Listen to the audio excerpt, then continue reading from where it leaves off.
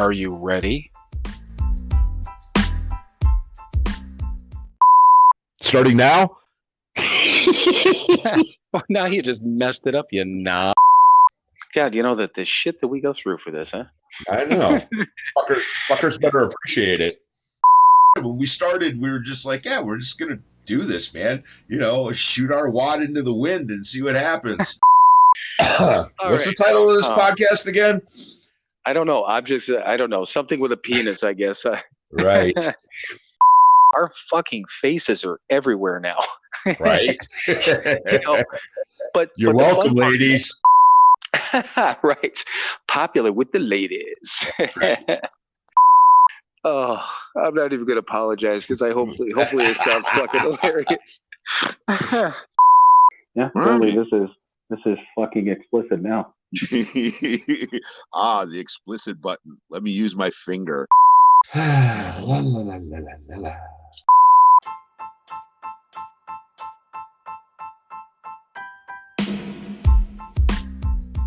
It is time for another episode of Sober, Not Mature. And that episode starts now. All right, everyone. Welcome once again to another episode of Sober, Not Mature. And this is our after Thanksgiving extravaganza episode. And we're all feeling pumped. Gobble. And we're both feeling all pumped here, right, Mike? Right. But yeah, Mike has been okay. So I'm holding my hand up above my head right now. That's the weather. Then I'm holding my other hand like way down here, and that's where Mike is. He's under the weather. Yup. But you know what? I drank when I felt like shit, so I'm going to do the podcast when I feel like shit.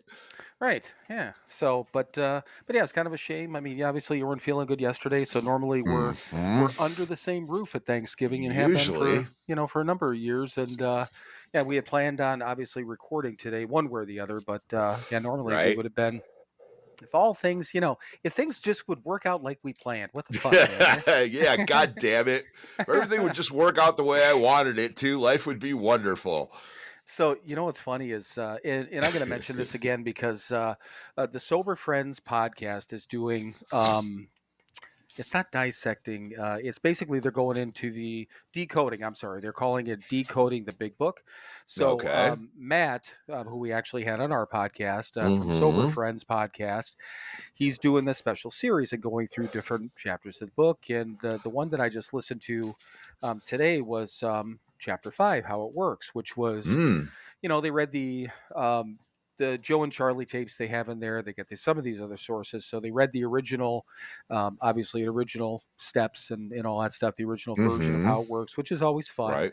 Right. But then what he does, they give a little background, this and that, kind of how all this stuff comes together with the chapter. But then they read the chapter and it talks about it in there that, if everyone would just do what's the actor trying to control everything. Yep. And I mean, how funny that, I wasn't even thinking about that when I brought it up, but it's been a long time in just 100% complete, whatever you want to call it, transparency, honesty, all that stuff, since I've actually sat down and read through the big books. So I had messaged Matt on Instagram, whatever the first time I listened to one of them a couple months ago or a month ago, and told him, I'm like, this is great, because I'm listening to him while I've been traveling and stuff like that. And it's just great, to feel like you were in Jim Benning's class.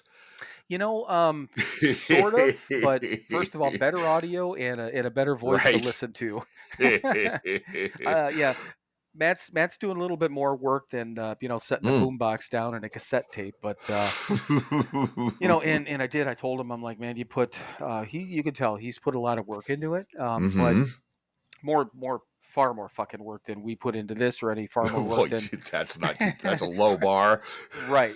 But I'm just making it clear. We say that all the time, but I'm listening to this and I'm like, it's got this nice background music and this and that. It's done really nice, but cool. I just want anyone who is, if you're in a 12-step program, whether you've, been through the book lately, the big book, again, look up Sober Friends podcast. You'll see in between their normal episodes, decoding the big book. I'm just saying he's done a really good job, and you can tell he's put a lot of work in it.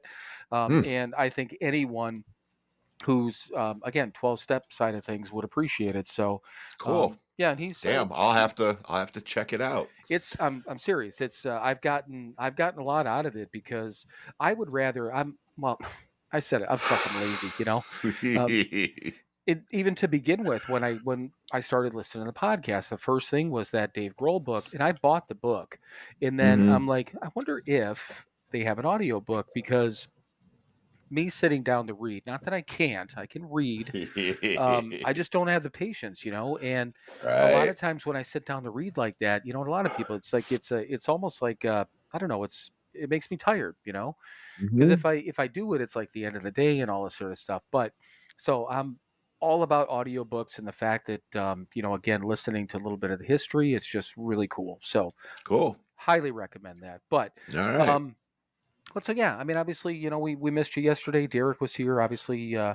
our niece Kylie was here, and today, yeah, Derek and I went out and cleaned all the leaves out. Kathy normally does that, so once a year. Mm-hmm. She doesn't. There's too many trees around here for her to Right. do it any more than once, and she can't do it. So I bought a cheap electric leaf blower the other day, Mm. and between that and Derek came out and helped me, and we got it all done. But the backyard, there weren't a ton of leaves except for over on, if you're looking in the back over on the right hand side. But to get the rest done, Right. it's like sporadic. So it's big, getting that part done. And then we walk into we're walking into the front. Not that he hadn't seen the front yard before, but we're Mm-hmm. standing there and he's like, so I'm like, yeah, we just got to get all this out to the road. And he's like, this is going to suck. And it didn't super suck, but I mean, it sucked a little bit. It was a lot, Right. because the Right. entire fucking yard was just blanketed. But yeah, we got that done, and I'm sore and my back hurts, and I'm like, Mm. fuck. Well, hell, I was going to invite you to Cleveland to do my yard, but I guess that's not going to happen. Ooh, wait a second. Let me check my schedule. I'm busy. I'm busy that weekend. Yeah, exactly.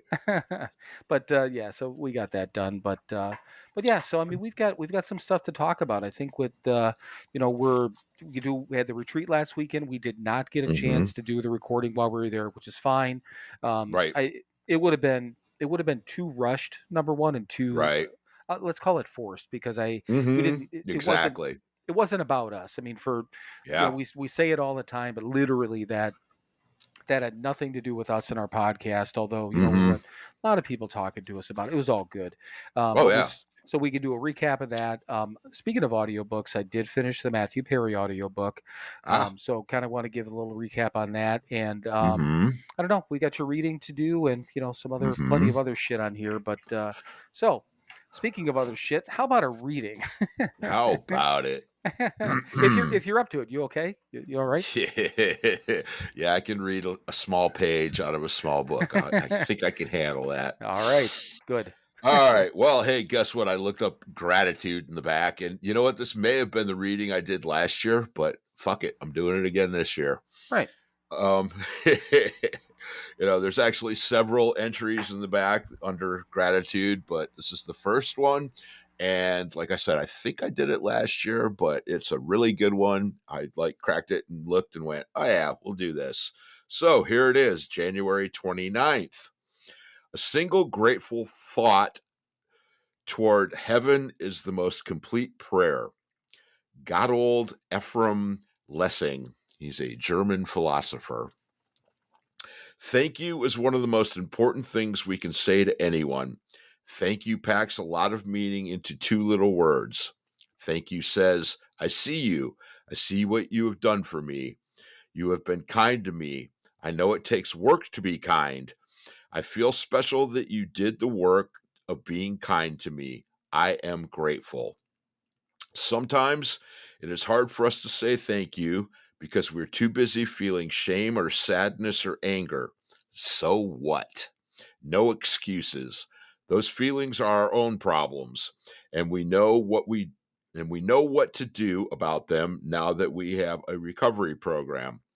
No matter what is going on with us, we can always find help, and we can always be kind to others. Saying thank you is an easy way to start. Prayer for the day. Thank you, higher power. Thank you for the gift of life, for a world of natural beauty and power to live in, and for the people around me who love me and accept my love. Thank you for caring about me and helping me every day in my recovery.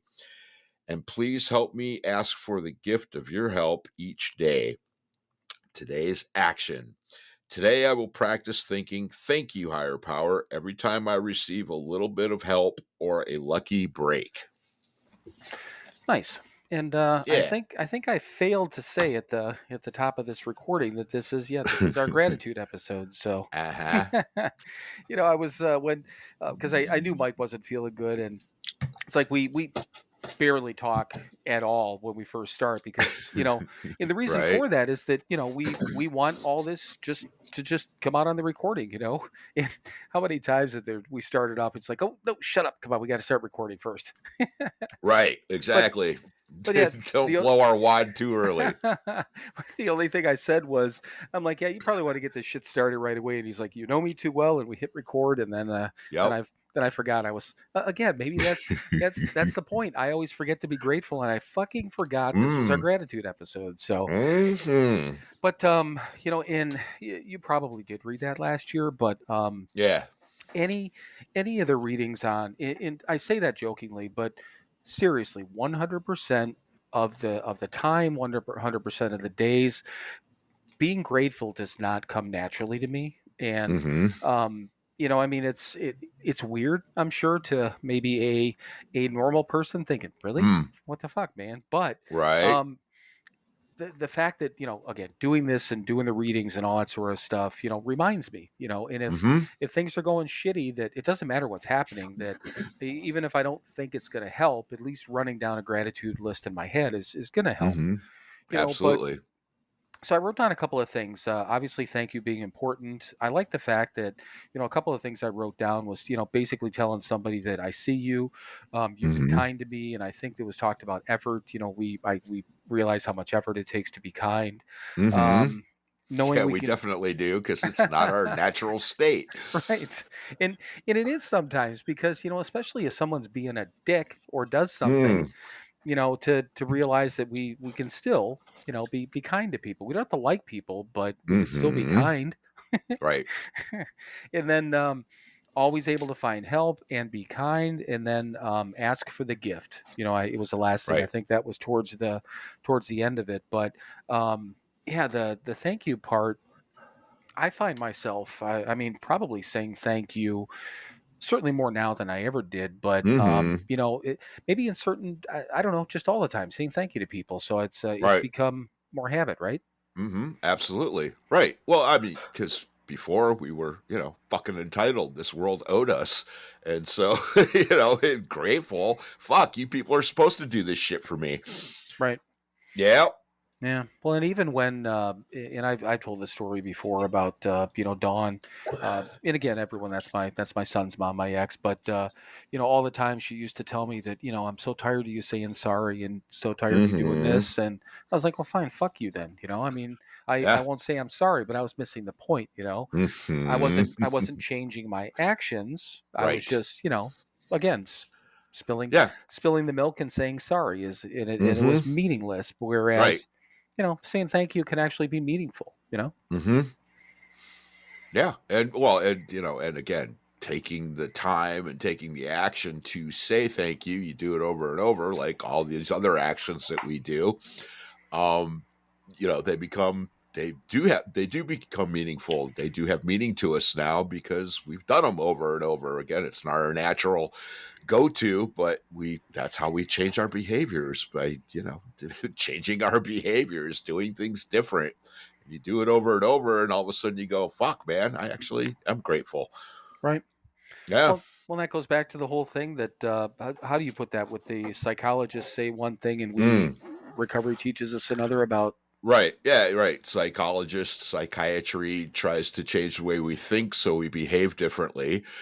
Alcoholics Anonymous and recovery wants us to change the way we act so we think differently. Right. Which, I mean, it's so simple, it's almost stupid, but I Well, mean, yeah. I mean, really, when you think about that, you're like, oh, so all I got to do is like walk a particular way and talk a Mm. particular way, and I'm going to act a particular way. And I mean, Mm-hmm. well, but all of this simple, Right. Well, simple our program. behaviors change, and then all of a sudden we start going, well, shit, this is the right thing to do. Then our thinking actually changes, but because we're acting differently. Yeah, right.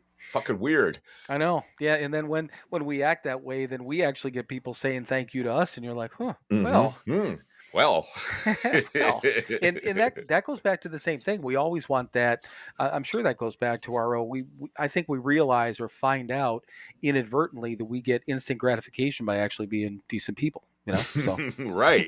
which is again fucking weird. It's like, oh, all I had to do all these years was do that, and okay, Right. Do the next right thing. And it feels better than doing the wrong thing. What the right. fuck? Well, morons. and it's funny that this whole thank you thing, because I made a note on my sheet, and I was listening to again the morning show in Milwaukee, or the Milwaukee morning show, and it came up as something, again this time of year and Thanksgiving and being again thankful and Mm-hmm. grateful.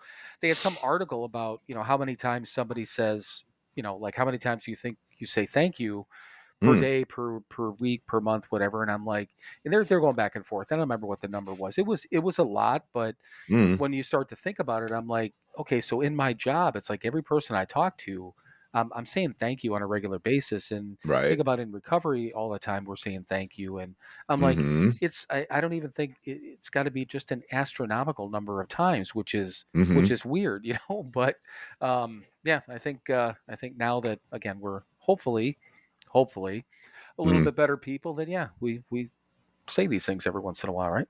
Exactly. Well, I know both of us, we say it every night at the end of the day. Right. Yeah. Made it through another day sober. Thank you. Yeah, I guess I wasn't even that didn't even pop in the top of my head, but because again, that's part of the thing that I do. It's it's just part of the Right. whole process. I didn't even realize that but I Right. do. Well, I mean, when I explain that, this atheist prays twice a day, I mean, I keep it, again, keep it simple. I don't know where the hell I heard that, but right. I say please in the morning and thank you at night. Those are, I mean, bottom line, the simplest way to explain my prayers every day. Right. Yeah, in the morning I do my start off, or right in the beginning of my prayers is please guide me through another Mm-hmm. sober day, and at Right. the end, thank you for guiding me through another sober day, because that's Mm-hmm. what that's funny where some of these words like give me the strength, I think both of us use in our prayers, and Right. kind of guide me, and it's something that I mean those are things that we were taught. People said ask for the Mm-hmm. guidance, ask for the strength, Mm-hmm. don't ask for anything else. Just I Right. can't ask to have this happen, but please guide me, please give me the Right. strength to do these things. So which are I think What do you I mean? I mean can't ask for a new car? well Fuck. you can you can. It's not going to happen, but yes, I can. Yeah, shit, like my dad used to say, shit in one hand and wish in the other and Mm-hmm. see which one fills up Mm-hmm. first. Right. But yeah, I mean, asking for that guidance, all these little things. These are minor things, but make a huge difference. They're not. Once again, they're not asking. We're not asking for things for ourselves. Just the ability to Mm-hmm. be able to take that action. Because again, this is a program of action. I've heard that before. Mm-hmm. Me too. It's not only every episode that we get on here, but yeah, from other folks too. So, but I like that one. So that was the end of January, huh? Yeah, 29th. Okay, yeah, I like that one. I like that Mm-hmm. one a lot. So, anything else on the reading? No, I don't think so. Okay. I'm grateful it's over. Right. Okay, so just two quick things before we talk about the retreat. Just a Mm-hmm. quick reminder for everyone: we still have the Hazelden donation page on our Right. website, which is at SoberNotMature.com. Click on there, you'll see it. It's got a drop down thing on there. Once again, these donations for the Hazelden Betty Ford Foundation. They Mm-hmm. don't go to us, they don't even go Nope. through us. It's a click through to their website if you'd like Mm-hmm. to donate to them, especially this time of year. It's as we always talk about, it's getting cold out. People need help. I'm sure they're busier this time of year also with the holidays. Right. So there's that. And then, again, it's Black Friday, it's holiday season. Mm, Our website, if you want to, get anything on there, I've got everything marked down right now at 30% off. Again, recovery books, we got coffee, we've got other merchandise, sober, not mature stuff. right. Once again, if you're looking for anything on there, cool. If you want to buy something, fine. We never beg for anyone to buy anything, but we're trying to make it as affordable as possible. And not Mm-hmm. we're not looking to. We haven't made any money on the thing, but we're also. I'd like to stop losing money on it, because Right. that's really what it's been, and it's fine, because we've done exactly the plan that I had was, kind of try to just flood some of this out there and see what happens, and we did, got some of this merchandise and all that stuff out there, and Right. so yeah, if anyone wants anything, and again, Yeah. Hazel the books we have and merchandise and a bunch of good stuff on there, so. Right. Show your gratitude to the drunks in your life and get them a sober, not mature T-shirt or coffee mug. Yeah, yeah. There's things on there that you can get that are not like really expensive. So yeah, absolutely, absolutely. All right. So enough of me trying to plug that Hazelden Betty Ford Foundation. We can plug that all day long, but our Mm-hmm. website is what it is. So Yep. the retreat we went to last week, and it was a sober retreat in Vermilion, Ohio. And the one Mm-hmm. thing that we have promised is we're not going to use anyone's names. Right.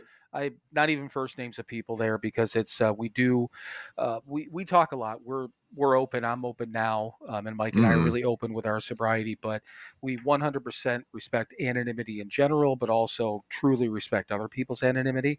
Mm-hmm. So the only person that, number one, she said we could use her name, was our friend Mara, and she's Mm-hmm. actually going to be on with us on December 8th. So Mm-hmm. Mara is the one that asked us to go, and then Right. set us up, and we spoke on a couple of steps. Mike did step 1, I did step 8, but it was a lot of fun. It was. And what did you say that you were surprised? I don't know what words you put in it, but you were surprised or amazed or Uh, I, right. I mean, like most things in my life that are good for me, I didn't want to fucking go. Um, I didn't. I was like, but and I know I used this phrase when I got there: contempt before investigation. right. I was trying not to have that contempt. And I'm super glad I went. It was, like Bill said, it was a fucking great time, man. I walked out of there all kinds of spiritually fit for that day. Yeah, it was great, man. It was great. Just hanging out with, what, it was probably 70 to 100 people there, Right. something like that. Right. Yeah, and just, us, man, drunks and junkies and beautiful, everybody there for the same reason and doing the same thing, and it was it was a great reminder of how similar we all are, and how because the solution is the same for all of us, it was great. I had a wonderful time. Right. I even It, talked to some people.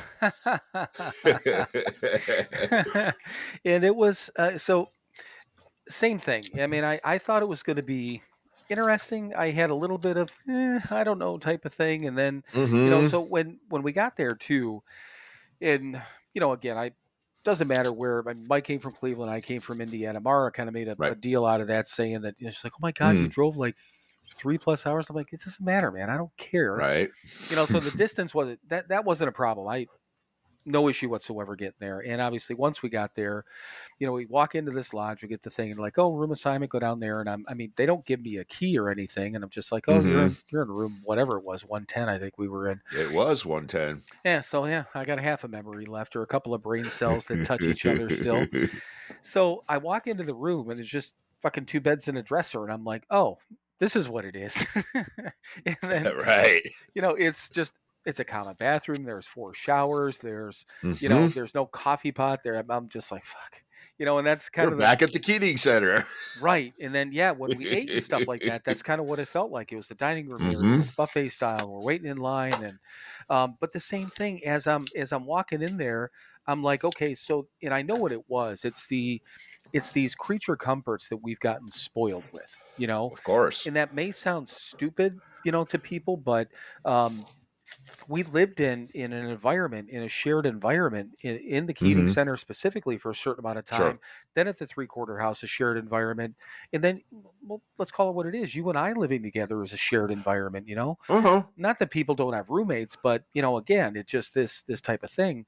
And Mm-hmm. all of it was wonderful. There was nothing wrong Yeah. with it. The food was decent. The people Mm-hmm. were fucking wonderful. The groups were good. And Right. the only thing, because like Mara came up to me at one point, and I forget, I think it was on Saturday, because Mm-hmm. you spoke on Friday night, did your stuff, and I thought Right. I thought you did a great job with step Yeah. one, and then mine wasn't until after lunch on Saturday, Right. So, and that was fun. It was good getting up in front of people, and I didn't really Mm-hmm. prepare. I just brought the book. I knew what paragraph I was going to read from the step, and then Right. just kind of whatever else came off the top of my head, because Mm-hmm. that's what you and I do, right? I mean, that's Yeah, exactly. I mean, I had a couple of notes, but that was it. Stood up there and talked for 12 minutes or whatever the fuck it was. And yeah, right. sat down and shut up. Right. And then to Mara, go ahead. Were you going to say something or just laughing? Oh, I was just going to say, yeah, like we were taught, man, be honest, be brief, be seated. Right. Yeah. Yeah. Exactly. Exactly. And even with a lead, I mean, our leads aren't much longer than that. They may go 20 minutes or Right. 25 at the most. So, Right. it was well, like Joe used to say, our sponsor, anything over 20 minutes is bullshit. right. Which, I mean, it is. And we had so many people with, 30, 40, and Ray, 50 plus years of sobriety got up there and led Mm-hmm. for, 20 or 25 minutes. And we got more out of it than we Mm-hmm. had from any lead that went for a fucking hour, from anyone else. Right. So, Oh, yeah. Right. but, yeah, so Mara comes up to me at one point and she's like, how do you like everything? And I said, oh, it's good. And she said, oh, you wouldn't tell me if it wasn't. And I said, no. I said, actually, the complete opposite, because Mm-hmm. here's the thing. And I'm like, I've done enough, like, not that it's like the work stuff that I've done, but sort of, you're doing Mm-hmm. training or you're doing this or you're doing that, whatever it is. And Mm-hmm. you want it to be, good for the recipient, whatever that is. Right. And if it's not, you want the feedback. I mean, Mm-hmm. I can't fix anything unless I know about it. They wouldn't be able Absolutely. to fix anything unless they knew about it. Mm-hmm. And then the only thing I said to her, I said, to begin with, I said I thought that the time frame between the actual groups and discussions and steps like that, it seemed kind of Mm-hmm. long until it wasn't. And Right. there was one group that I sat in on, and one of the individuals had this person had an issue that they wanted to get Mm-hmm. out, and they even Mm-hmm. said, they're like, hey, I know this is going to be a little off topic, but they're like, come on, lay it on us, Right. and rather than having 40 minutes or something like that till the next one, we had like 15 minutes because it Mm-hmm. ran long, but it was a really fucking good discussion. Mm-hmm. Really good, just Right. open and raw, and I know that it helped this person because that Mm-hmm. person said so afterwards. Right. That person thanked everyone that was in the group, and Mm-hmm. thank you very much for listening. And the person's like, this is so great. And again, to be able to share like that openly, and like you said, it's just a bunch of us, and that's what Mm-hmm. it was. It was great. It was wonderful. Absolutely. Yeah. I mean, one of my best experiences of the weekend was this guy who was actually ended up being in a couple of the groups I was in, because we had the discussion. A speaker would get up and talk about whatever step they were assigned, and then we'd break off into groups, and there'd be 6 or 7 of us, Right. something like that, in the groups, and we'd go around to discuss what we just discussed. And yeah, this guy, he actually, the first night after we did the first step, he kind of cornered me afterwards and was talking to me, because I need to be cornered to be talked to. And, and we just kind of, blah, blah, blah, blah, blah. And I was like, okay, yeah, this guy's got some issues going on, whatever. But I talked to him and it was fine. And then he ended up in the groups. And actually, he was one of the guys when we all met in the dining room at the end of the weekend. And we said our goodbyes and stuff, and they opened up and said, hey, does anybody have anything they want to say before we go our separate ways? And he was one of the guys that stood up and just thanked everybody for being there, and it really helped him and all that stuff, and it was cool. And I remember we were doing the 11th step. I got in the group with him after the 11th step, and he was, talking. He's got like 2 years sober, and he was struggling, and at one point, and he was actually sitting next to me in this group. At one point, he said, I feel like a fraud. And dude, I just turned and looked at him. I said, we all do. It's okay, man. We're all fucking frauds. This is not our normal, regular way to live. It's all right, man. We fake it till we make it. And he just kind of went, oh, okay. Yeah. It was great. It was great. And that's the other thing too. So it was kind of like, I don't know. I've been in meetings before where there's a wide range of sobriety, but usually it's heavy on one end, either heavy on the newcomer end or heavy on Sure. on the long-term sobriety. There's probably people there with, well, no, I can't even say that. I was going to say with, thinner on the long term, but I'm thinking of a handful of people right off the top of my head. So, I mean, one gentleman had 40. When we had the open meeting, that lady that came in from the outside, 44 years. Right. The guy that was our kind of running the whole thing with Mara, I think he's got 24. 20 something like that, 24, 27, something like that. Yeah. One of the speakers who was up there, I think when she did step 12, because she was in a couple of the groups that I was in, she had 27 years. But there's a lot of people in there that were, I know a couple of people that I ran across, it's a few weeks, it's a month, it's 6 months. A lot of people in that under. Well, no, the newest one was 4 months. Oh, was it? When we had the open meeting, they did the countdown thing and he got the book. Yeah, that was the least amount of sobriety at this weekend was 4 months. Was it? I thought there was one guy that was under 30 days. No? I don't think so. Okay. Nope. So, and again, I mean, I'll admit that I could easily be wrong. I don't fucking know. There was a lot of information doled out. Let's go with 4 months. Absolutely. So 4 months though to 44 years, and right. Yep. Everywhere in between, and it was cool because I mean some of these folks that were talking like that, and kind of like to your point, not necessarily saying those words that they felt like they were a fraud, but you can tell that there was some of that hesitation, and like the one individual that again kind of opened up through this whole thing, and I forget what it was that that person was talking about, but I just said, hey, I said, it's no big deal. I said, I'm 13 and a half years sober, and I just felt that, 2 weeks ago. And this person looked at me like, are you fucking kidding me? And to begin with, I wasn't sure if that was like amazement or, like, oh my God, I've got to deal with this with 13 years also. But it was comfort. It was comforting to this person because they said that they're like, holy shit, that makes me feel better because, kind of like we're all literally all in the same boat. Yes, we are. Time matters. We say that all the time, but we still have to work every single day. We're walking up a down escalator.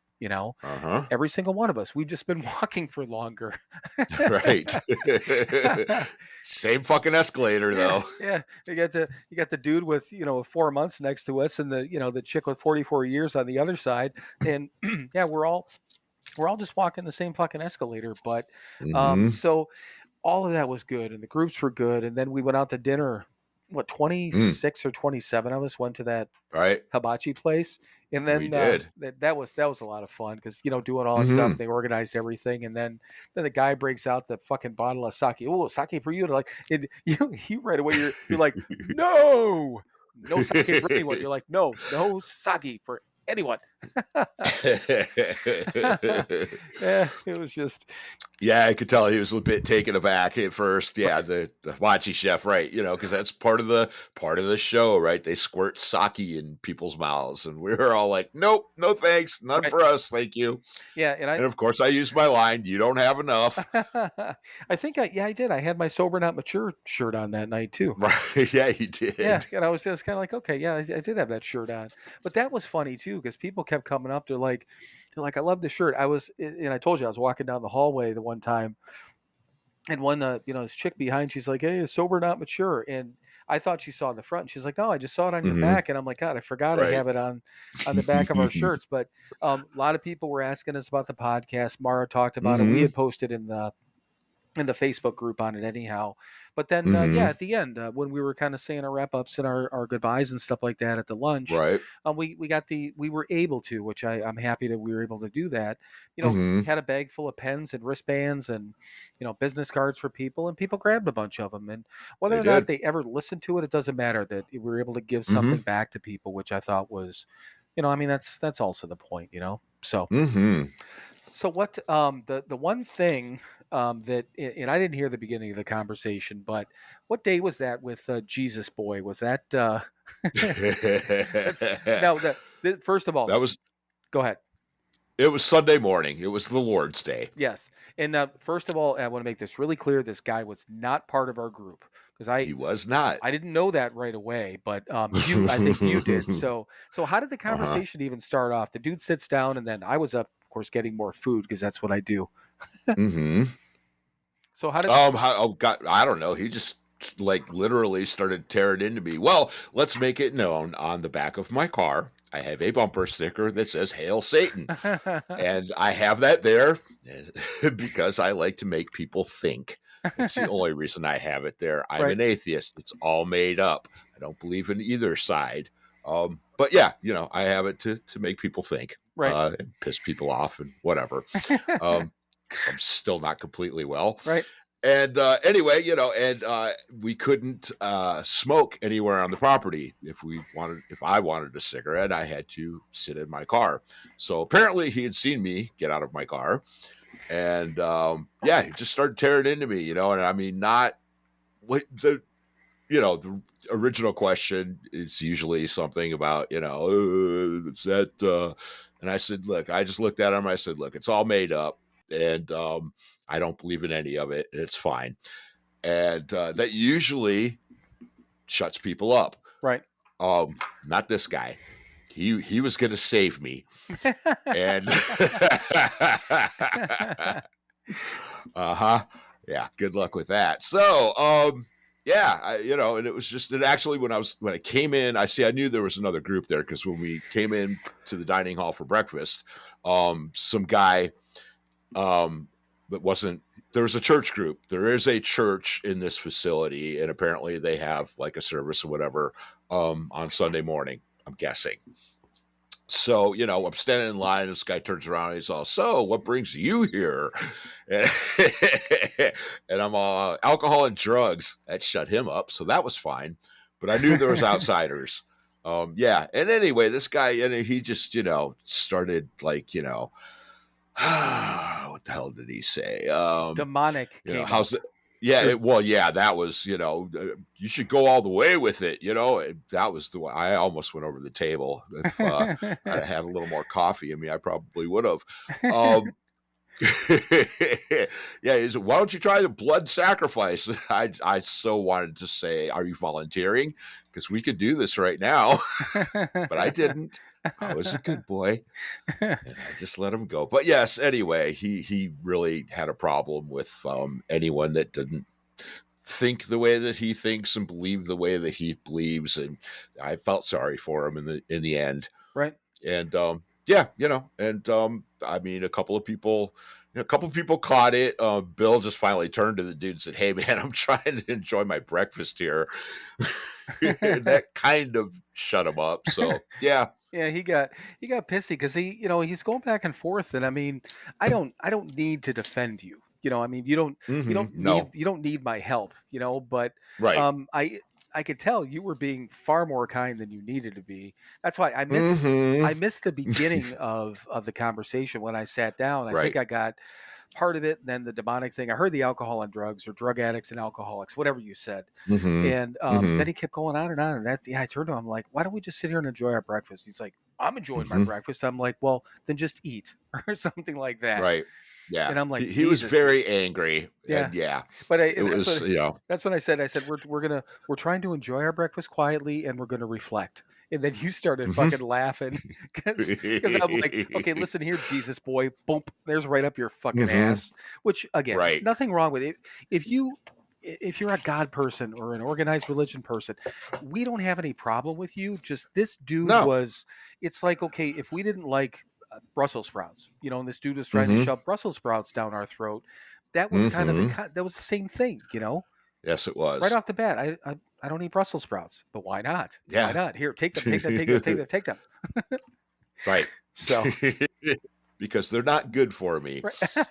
Right. Because I don't like how they taste. I don't like how they whatever. But it just yeah. And then a couple people later that day came up. There was the one dude that spoke. I think it was on step 11 or whatever it was. Yeah, it was. Yeah, and he came up to you. Well, he'd come by in the middle of it and like patted me on the back because he saw what was going on. Right. Yeah, he said something like that, like, yeah, you control or compose yourself, whatever it was. And then a few people heard about that, and I was like, damn, yeah. And then that dude walked in when we were wrapping up. Because we had from like noon till 12:30, and then again the gentleman was helping to run things with Mara, was trying to wrap everything up, and you know, then they start piling in, and I see him walking in, and I'm like, hey, there's Jesus boy, because that's of course what he got called after that, was Jesus boy. So well, of course, right. Which again, you know what? Everyone out there, just like we do our own thing, do your own thing, man. But I don't like to be forced that shit. Anything, you know. Just one question. He could have just sat down. The dude that was sitting across the table from us, like to your left, when I first sat down, I didn't recognize him. I thought maybe it was just a guy I hadn't met yet. So I introduced myself. So he must have been part of that group too. He just sat there and kept his mouth shut. You know, when the shit started going back and forth, he got up and walked away. He's probably like, man, I ain't no this fucking shit, you know? Yeah. Yeah, you know, it was fine. As Morrow had commented on something in the group, and I commented back, you know what, I employed the principles that I was taught, and I was a good boy, and yes. Because if I'd have handled it the way I handled it, I would have gone over the table, and there would have been a blood sacrifice. Right. Which again, none of us need that today. So you know, nah. Then I would ended up holding the fucker down while you hit him, and then we both would end up in jail. And I don't want to do that. It is a wee program. It is. And that's the thing. You know, I know you don't need my help, and you didn't need my help to defend you. But I was getting tired of hearing him flapping his mouth. So I'm just like, God damn, dude. Let's just eat. Fuck it. Done. Right. All right. So why don't we take a break after our Jesus boy conversation? Yes. So. Yes. All right. Well, we'll be back after these words from our sponsor. Hey everyone, it's your friends at Sober Not Mature. Hi there. Yes, it's both of your friends this time. Hi Mike, how are you? I'm well. How are you, Bill? I am doing well, but we do have a purpose. We actually usually talk about our one website, but we actually have two websites now. So two websites in one. All right, so everyone knows we still have the podcast website that is www.SoberNotMature.com. And we just launched the store website, so we also have that. Do you know what the website address is on that one, Mike? Of course I don't. It's pretty easy, Mike. It's www.SoberNotMatureShop.com. So but from the podcast website, you can still hit the store link and get into the web store, or you can access it from our Instagram page through the highlights. We've been posting quite a bit about it, and we'll continue to do that. But do you know what's on the second website, Mike? Well, there's a store. There are products that you can purchase for you and your loved ones. Well, Mike, do we still have merchandise? We have merchandise. Well, we got T-shirts and coffee mugs and all kinds of crap. And one of the coolest parts, we also do have all the recovery books from Hazelden, which is kind of a big deal. That is a big deal. Yeah, at least for us. So all the books that we read, God Grant Me 24 Hours, the Big Book, the 12 and 12, all of those books are available for sale on our website. And again, that store website is www.sober. Trying to help, man. I know you are. You're not helping, though. Okay, now I got to say www.SoberNotMatureShop.com. .com. Visit that today, or visit the podcast website, which is, again, the podcast website. So www.SoberNotMature.com. Did you just say SoberNotMature? Yeah, I'm sure. Write that down. Yeah, like fucking mush mouth or something. All right, everyone. You've suffered enough with this, and we'll get back to what we were talking about previously. So visit the websites, though. All right, everyone. Welcome back to the non-Jesus Boys and our non-Jesus Boy gratitude episode. Hello. Mm-hmm. Right. And I did that real basically because, I could have had all kinds of things to say, but I didn't say them. I know you kind of caught me off guard. I'm like, oh wait, not that it. Only thing I ever do during the breaks, I mark down the time because again, let's get a little window to the things that we do. I mark down the time so I know where to look for it to cut the episode. And I was like, fuck, let's look behind the curtain. I was like, fuck, what time was it? Oh, there it is. There it is. So, anything else on the weekend? I mean, with the exception of the fact that I wrote one thing down here. Yeah. So the one individual. So Mike and I only ended up in one group because basically it was poker chips. So everyone picked the numbers. So you could get into different groups, which was cool. Because you get to experience a lot of different people, which is the point. Right. And I'm glad that I've been to meetings like that before, where they used to have people count off in either 1, 2, 3 or 1, 2, and then you break off into groups that way. Which is nice because again you get a mixture. But. Yeah. So Mike and I were in one group. I don't remember after what step, but the one individual was talking about. She said that the way that she looks at starting her day or her sobriety is that, and she's, I think she's a year or two sober. Mm-hmm. She's young-ish in the program, right? But she said waking up every day, she looks at herself as though she's at the edge of a cliff, and then then with every piece of recovery that she does, she backs away from the cliff, so which I'm a huge visual person, and both of us you commented on it first. You're like, I like that. I'm like, that's great, because again, being visual. So picture this, again, you start off your day when you wake up and like we do our readings and all that stuff. So with every word, with every reading, rather than, toes at the edge of the cliff, basically ready to fall, we slowly back away. But then she goes, then at the end of the night, I go away and I'm like, I can't even see the edge of the cliff. But then I wake up the next morning, right at the edge of the cliff again. Yep. That was great. Yeah, we all got a good laugh out of that because it is. I mean, it's what a perfect visualization of how this thing that we do works, and great visualization analogy of yes, we wake up in the morning and all that shit we did yesterday to get away from the edge of the cliff, we open our eyes and we're right fucking back there again. Right. Yeah, we got to remember that. I know, and that's why again, being visual like I am, I'm like, man, that is perfect.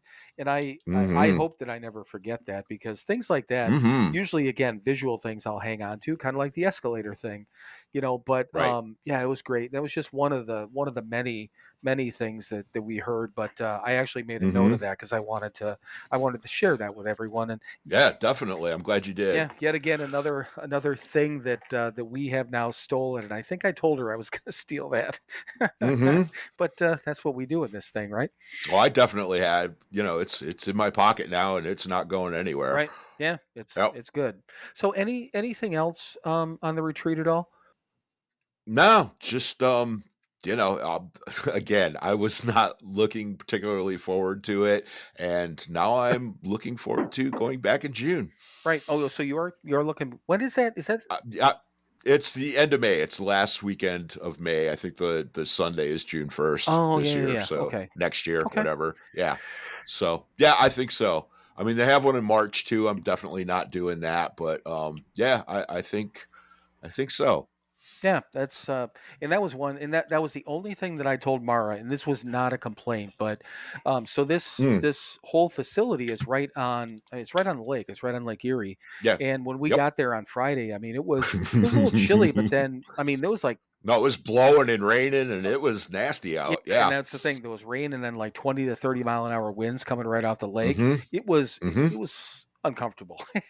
Yes, it was. And still a little chilly while we were there, but I told her, I'm like, if I came back to one of those things, I would nothing wrong with that one in November, but I would rather come back to a warm weather one, because it would just be so nice. And I've become now a huge fan of sitting outside and doing my readings and sitting by water and all those sort of things. I just think it would add just another element to the weekend, being in the warm weather. So yeah, June, and that should be. that might actually be the weekend before Founders Day, I would think, right? 2 weeks, I would imagine. Oh yeah, I suppose Because Founders Day is like the 14th. I think the actual date that Bill and Bob met each other was the 14th. So, was it? Okay. so it's usually that weekend, whatever's closest to it. The second week. Founders Day is the second weekend in June. Okay. So yeah, not that it matters, but I was just trying to figure out in my head. But I'd like to go back too. It was fun. It was a lot of fun, and So if Gary's listening, do we have to tell him he was right? When Gary told us that we were gonna, kind of become, I don't want to say addicted, that we're addicted to him now, but that we're really gonna enjoy him. We keep wanting to go back. Do we have to admit that to Gary or no? Yeah, I suppose. Okay. All right, Gary. So how about this, Gary? You may have been correct. We've only been to one. We end up going to a lot more in the future. Then at that point, we'll say for sure you were right. Okay, there. That's as much as we're given at this point. But like I said, anything else? Anything else with that or? No, just I mean, if you are part of this 12-step thing, don't wait 13 and a half years to go to something like that, because it was pretty damn good. Right. I know I definitely was pretty damn recharged after that. Of course I crashed and burned a couple days later and was really pissed off, but that's just my balance in my life thing. I was way too high up. I had to be a nasty person for a day or so. But now I'm back to just being sick, so it's fine. But and think about that. If in 13 years or 40 years or 2 years, I think that going in early recovery, I think would have been hugely beneficial for something like that. Definitely. And I mean, again, not that we've done something right, but I just think that would have been another really nice tool to have in our little toolbox earlier in recovery than 13 and a half years. Right. Yeah. Yeah. We don't do this thing perfectly. Right. But we do it. Yeah. Listen to us for the jokes. That's what we're here for. Not necessarily all the great advice. All right. So, the audiobook, Matthew Perry's audiobook. I don't think this is going to take a ton of time unless you got a lot of input on it. But so I started listening to it on my way up to Appleton and back a couple weeks ago, and then listened to the rest of it between the trip out to the retreat and back. And the book, I think, it's 8 or 9 hours, as far as the audiobook, which is pretty normal. I think Dave Grohl's book was probably that too. It is read by Matthew Perry. And the thing that was interesting to me, though, just like this is kind of a side note on that, to begin with, when he started to read it, I was like, his voice, he almost sounds slurry a little bit, but which is weird. But I'm like, okay, but I guess at the end of all said and done, he was talking a lot about being 53 and that sort of thing. So at the time that he recorded this, had to be within less than the last 2 years, and I think the book came out a year ago. So a little more. Yeah. So whatever, he was 53-ish. I don't remember what his birthday was or when the recording was, but basically, at the time he was reading this, apparently, and I'm not going to spoil it, but it sounds like he was sober at the time he did this. So that could have been true, that he was, at least at that point, he was sober. But the book starts out, and this is kind of like sets up the entire book. And I was shaking my head at the beginning of it after the story. So when you were little, when I was little, I never flew alone. But by the time Kimmy got to the point when Pam and I, my ex, split up, I used to fly her back and forth to Ohio every once in a while when I was out there back and forth, this and that, the whole unaccompanied minor thing, and it was fine. We'd drop her off. A person, named person would drop her off, named person picked her up. She's with somebody, the whole thing. I'll have to ask her, but I think she used to enjoy the shit out of it, Right. Probably when she was, 6, 7, 8 years old, somewhere in that area.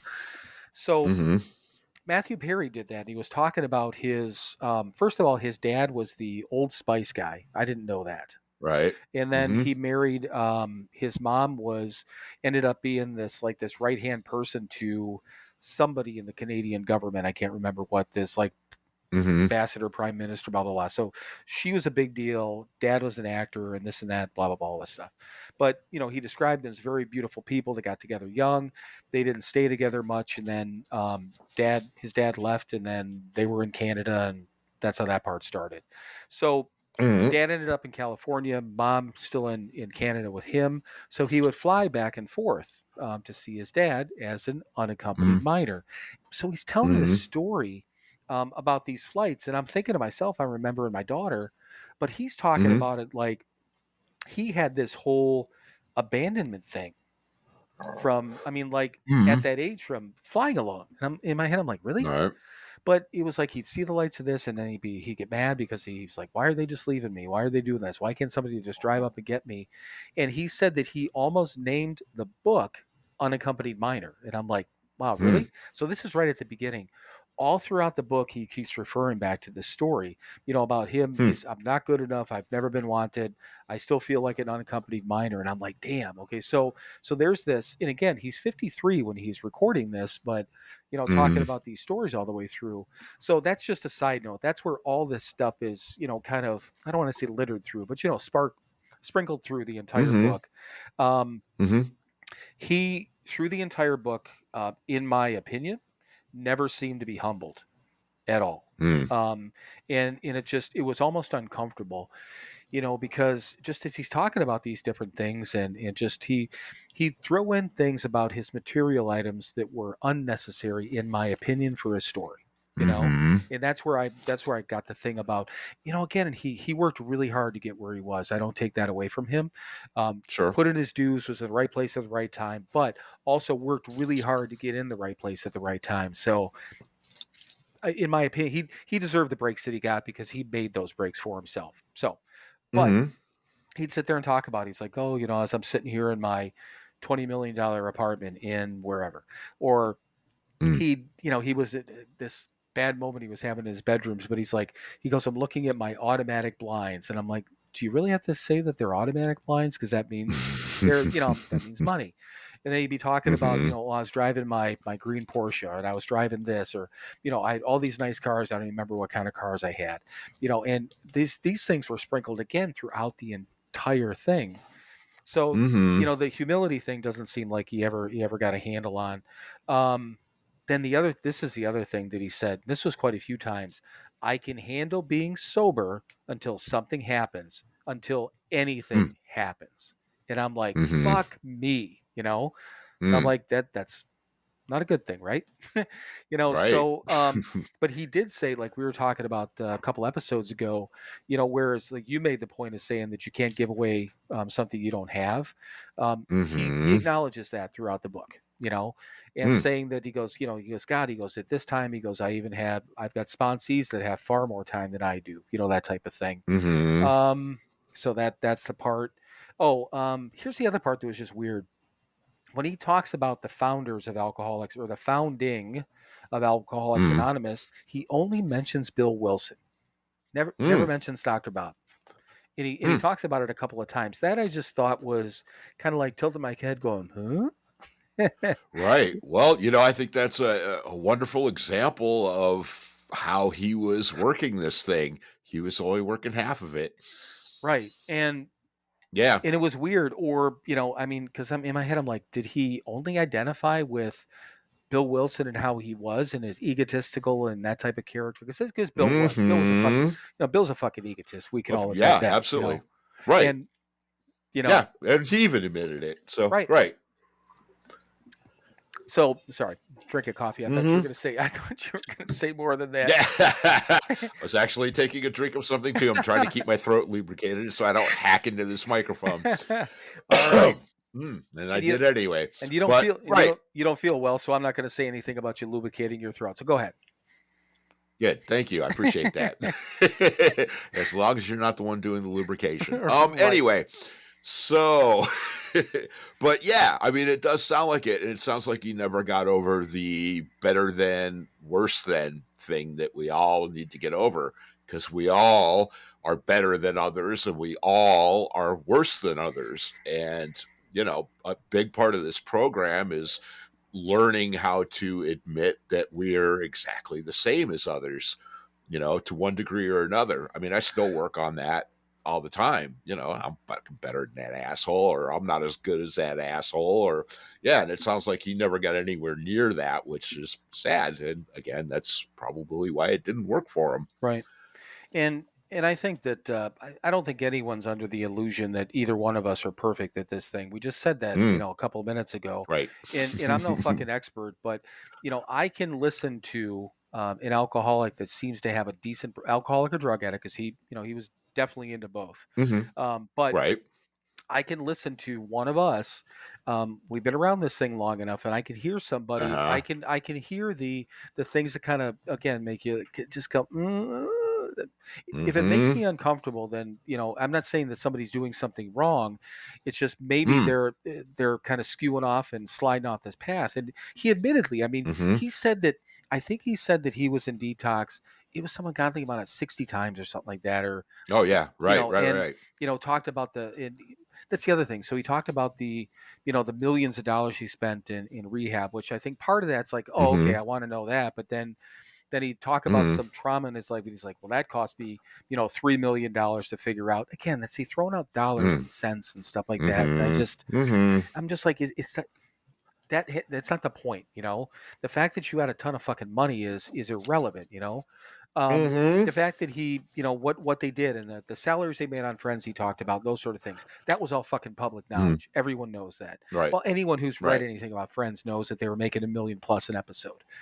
So and you could look up what his net worth was and all that stuff. He just seemed to really focus on that. But yeah, to your point, I didn't think about that with the Bill Wilson thing, that they work in half of this thing, right. You need to acknowledge the entire program, otherwise it doesn't work. Right. Something about half measures. Availed us nothing, I think, or something like that. Something like that.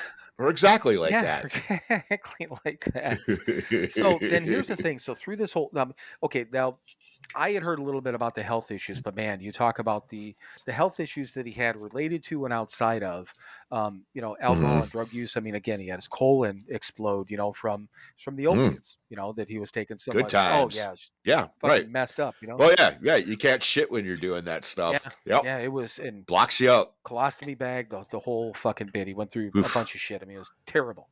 Yeah. But then he said, and this was he quit smoking finally. Like, it must have been around the time that he was recording this. He was a 3-pack a day smoker, which I didn't know that. Oof. Yeah. Damn. Yeah, because he was saying, thought I smoked a lot.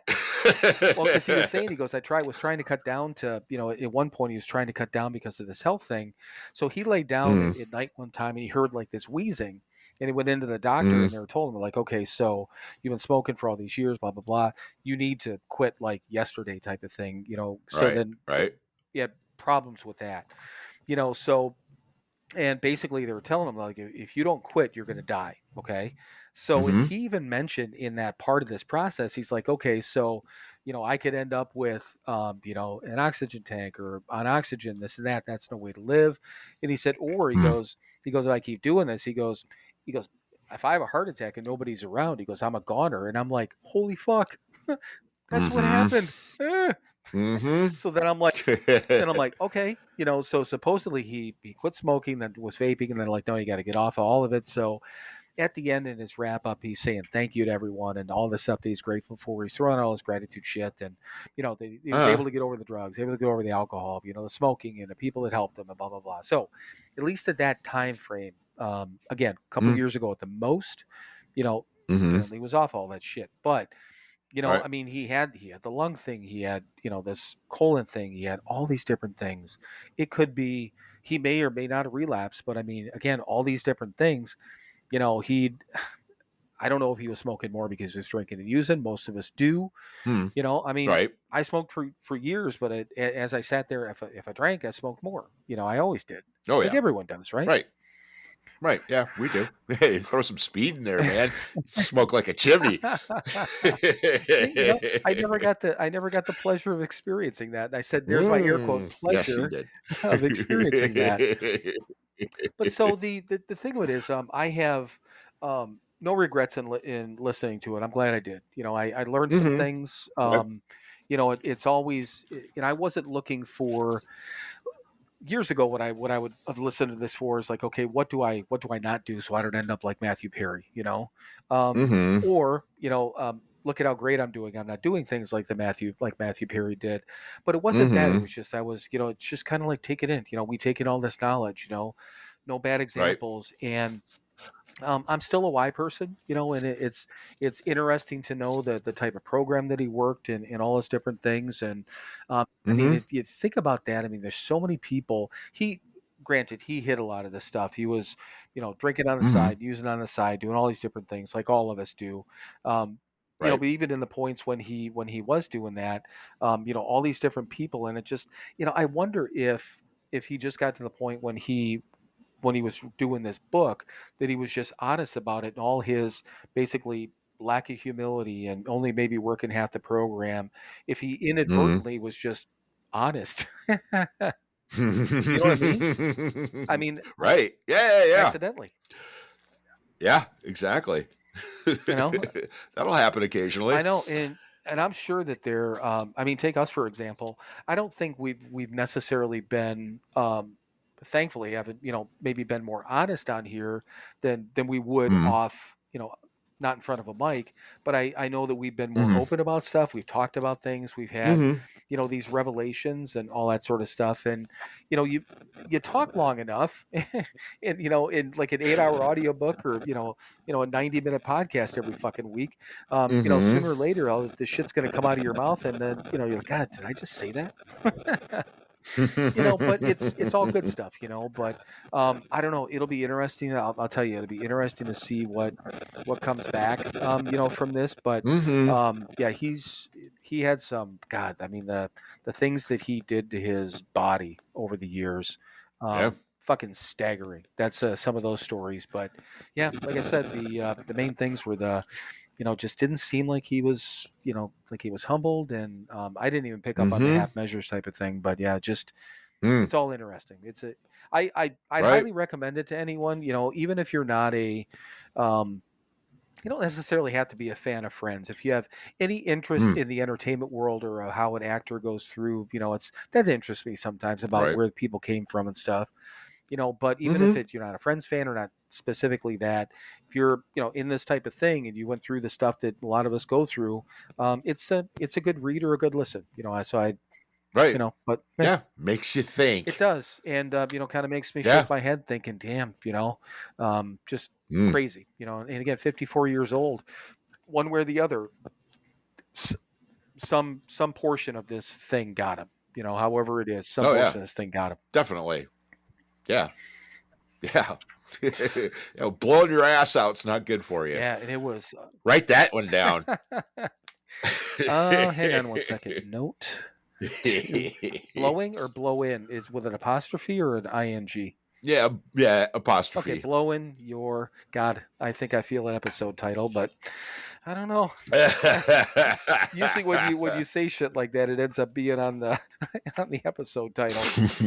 But so any questions? I mean, out of that stuff, I mean, that was the basics of that. I mean, I don't think I got like huge Mm-hmm. revelations, but the smoking thing was like kind of the big thing for me, surprisingly, through this whole thing. That yeah, I mean, basically, he said that you can have a heart attack and die. Yeah, Right. Yeah, that is a little weird. I know. So Yeah, well, like the big book says, man, self-knowledge is pretty fucking worthless to right. us. Yeah. And apparently had some self-knowledge and it was worthless. Oh, and the last thing, the Perry House thing, that Sober House thing. Yeah.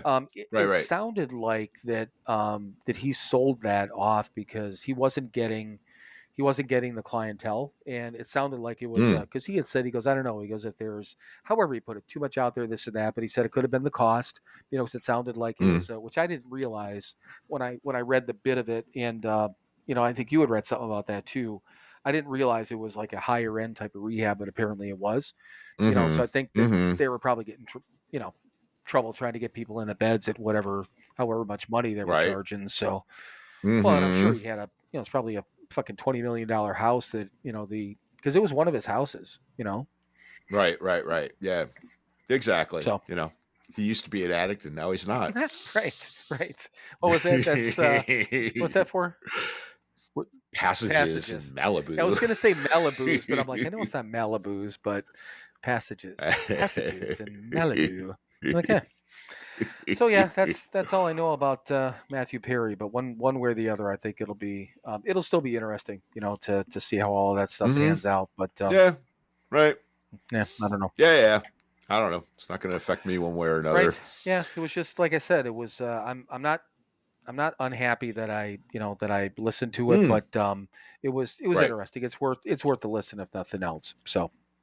All right. So, we got time. I'll be checking out the Sober Friends podcast. Yeah, and once again, I highly recommend that. It's especially again, decoding the big book. You'll see them all the way through right. there. Yeah. They're on the newer side of it. So if you're looking at newer to older episodes, it's on the newer side.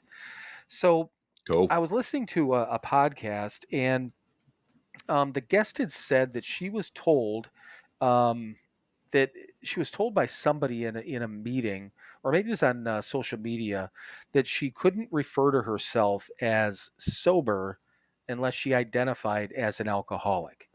And I kind of turned my head, and I'm like, wait a second, what? So I just cocked my head like a dog. All right, say that again now. So this lady was a guest on a podcast, and her Instagram handle says like sober lady or whatever it is. So it's got sober in the title. And I think it was somebody on social media said that I think she refers to herself as alcohol free, not as an alcoholic, I think, if I remember correctly. So whoever this person was said that she was unable to refer to herself as sober unless she identified as an alcoholic. And it sounded like it was somebody from a 12-step program that told her that. So the reason I wrote it down, I'm like, have you ever fucking heard such a thing? No. Right. And I'm like, wait a second, what page of the big book is that on? Yeah, right. It's not, but it just it completely it just blew my mind. I was just like, what? That doesn't even make any sense, Right. Yeah. Right. I mean, okay. Right. Words again, terms, right. Yeah. Okay, people, settle down. I know. Sometimes these things, I write these things down because it bothers me that there's people out there resenting. Yeah, maybe that is resenting. Yeah, that is. Representing, the 12-step program that we we hold so dearly to our hearts, and trying to throw shit out like that, and painting all of us with the same brush. Right. Yeah, so that's our job. Right. We paint us all with the same brush. Right. Yeah. Yeah. What? Yeah. Yeah, I forgot it. Yeah. I got something more to be irritated at. Yeah, you fucker. Get your own podcast. Yeah, get your own fucking brush. This is ours. Okay, so here was the you know what? Remember when I said that I thought I had something about chaos? Here's I had boredom and recovery and chaos, so let me cross that one off. This is an on the fly type of thing. I had no idea how much time we would spend on these other things, so I was just kind of scanning down through here. Okay, so this one is from Keep It Simple, that's one that you read now, right? Yeah. Okay. So that's it. That's my third in rotation. Getting through my second year. Oh yeah. So yeah, the one that I read that you don't right now is the book A Day at a Time. That's my fourth. Okay. So this was from whenever. It says, today as I work step 10, so probably in October, I'll focus on my actions. How have I acted sober today? Okay. And the reason I wrote that down and I put parentheses seems like a weird question because it's talking about step 10 and how have I acted sober today? And I don't know. Let's just leave it at that first. You're just straight off the top. What do you think about that? How have I think about that in your step 10 work? How have I acted sober today? Does that seem weird, or do you have thoughts on that? No, it actually doesn't. I mean, yeah. How have I acted sober? How have I acted like I wouldn't have acted before? Like last Sunday, I didn't leap over the table and snap the Jesus boy neck. Right. That's how I acted sober that day. Today I've been laying on the couch and, drinking tea, which I suppose is sober.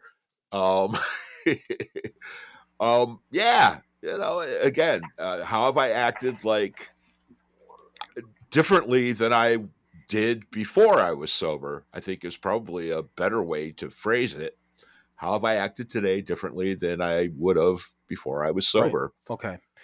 Yeah, and Yeah. I get it now, and it's just I even read it a couple of times now, and it just wasn't making any sense to me because I was thinking about step 10 as far as figuring, the good and the bad, but that's the point is the good that I Mm-hmm. did today is because I'm sober, whereas the Right. bad goes back to my, hopefully I, admitted things and corrected them and, Mm-hmm. promptly admitted and took Mm-hmm. care of anything I did shitty today, which, again, Right. hopefully I did nothing shitty, but so yeah, it just Yeah. again, a lot of times if it makes me pause for a minute, then I'm like, I'm just gonna write this down. We'll deal with it later.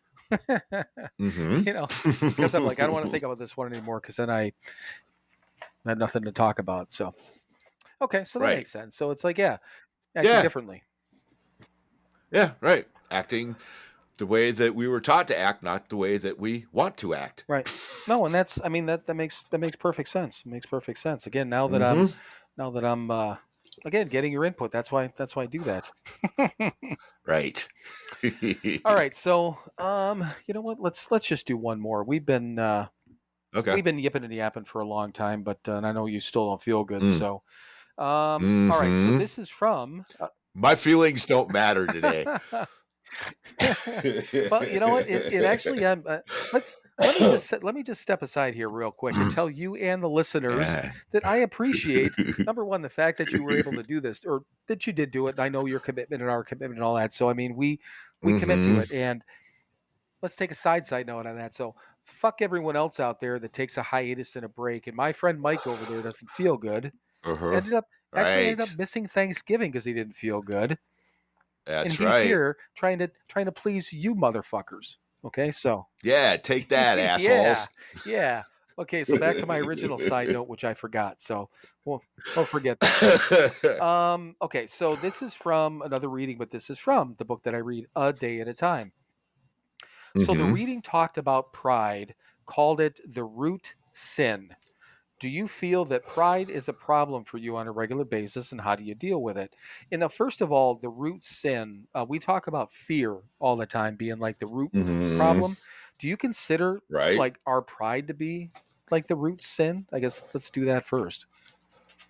Right. No. Okay. No. I mean, other than it kind of encompasses the selfishness and Okay. self-centeredness to a degree, but just by itself, no. Because I mean, there are things that I have healthy pride about today, and yeah, there's nothing wrong with being proud of your accomplishments. It's being prideful of things that you had nothing to fucking do with, which Right. we did all the time. I know I did. So yeah, but no, being the I mean, again, right there in the big book, black and white, man.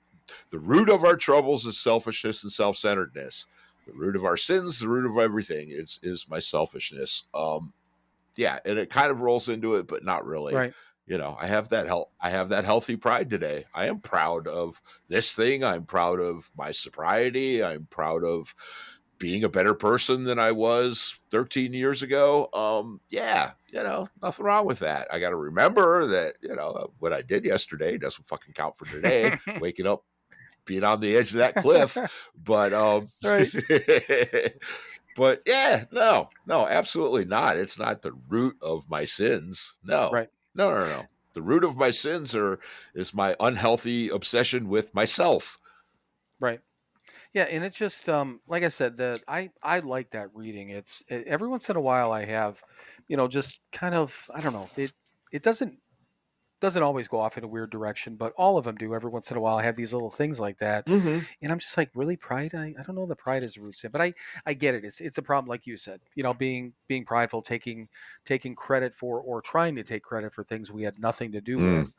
I get all that. But Mm-hmm. yeah, I mean there's a huge difference between, pride and ego, you know, and even Mm-hmm. a certain amount of ego is healthy as long as you're not egotistical, Sure. We Right. have to feel good about ourselves. If we don't feel good about ourselves, Mm-hmm.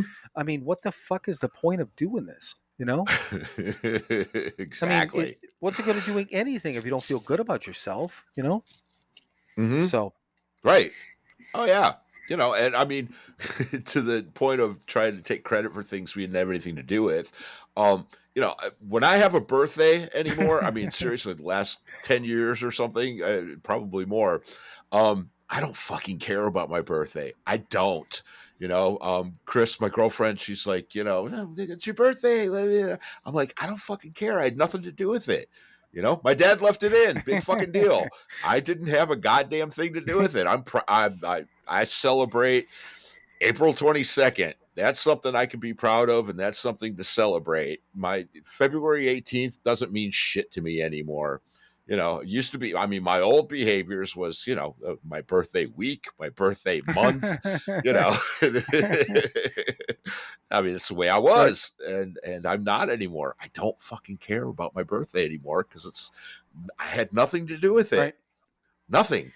Yeah. Yeah, and I mean, we've talked about. I know you and I have talked about. I'm sure I said it on here. I've got the my top three about days that I care about throughout the year. My anniversary is the 1st one. Father's Day is the second one. Right. And these are things that I'm like with my kids. I said if I want to do something with you guys on my birthday. I just want to have lunch with you. That's all. Because Sure. it's that's my celebration. I don't want or need gifts. I don't need anyone to make a big fucking deal out of it because I don't care. And it's not because I care about getting another year older. I don't give a fuck anymore. I just don't, you know. But my anniversary is hugely, same thing you said, it's hugely important to me. And in Father's Day, I like to be acknowledged because, that's something that I lost with my daughter for years.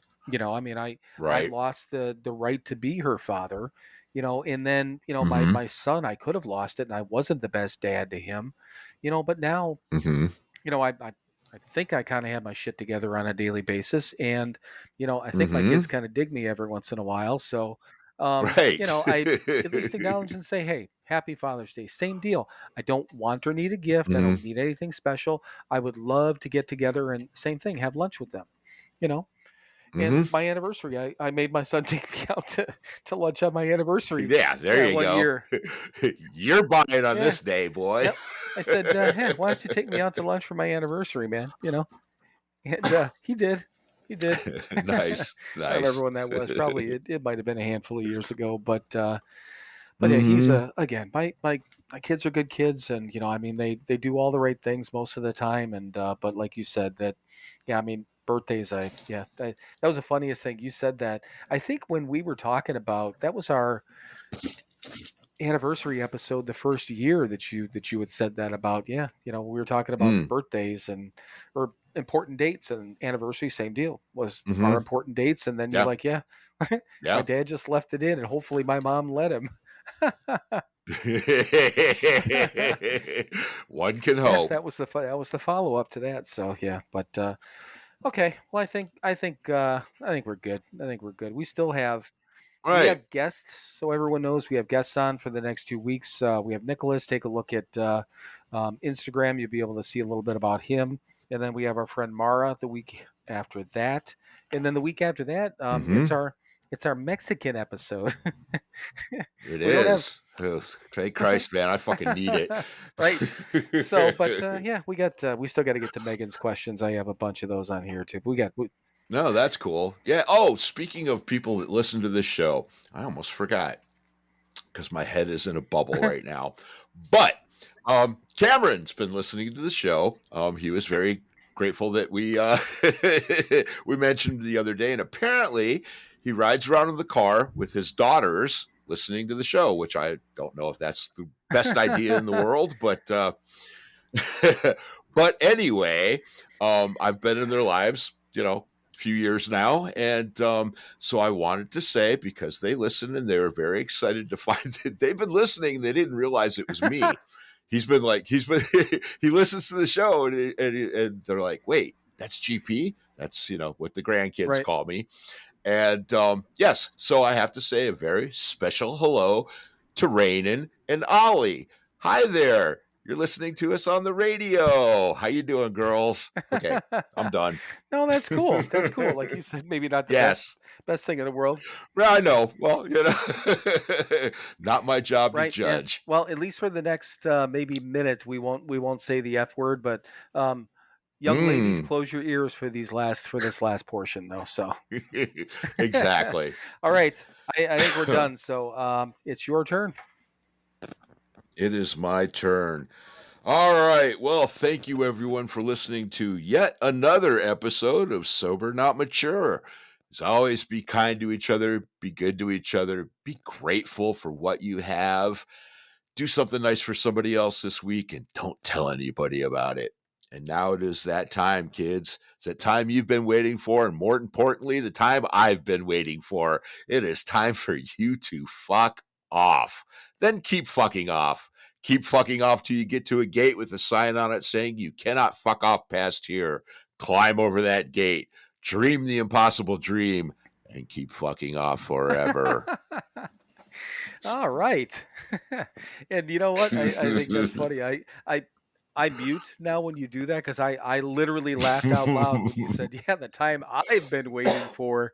But yeah, I mute now on purpose because, again, give you a nice clean out on that. And you don't need me interrupting you at that point. I interrupt you enough throughout this fucking thing. So yeah, we're still pretty good at that. I mean, we don't talk over each other too much, but yeah, I don't know. It still happens every once in a while. But anyhow, you know what? I think we did some good work here tonight. What do you? We did something. I can't get this fucking lying shit out of my mouth. Yeah, we did some good work here tonight. We did not. All right. I'm going to go lay on the couch. All right, man. I love you, and I will talk to you soon. Love you too. Right. Bye. And now it is time for you to fuck off. Then keep fucking off. Keep fucking off until you get to a gate with a sign on it saying you cannot fuck off past here. Climb over that gate, dream the impossible dream, and keep fucking off forever.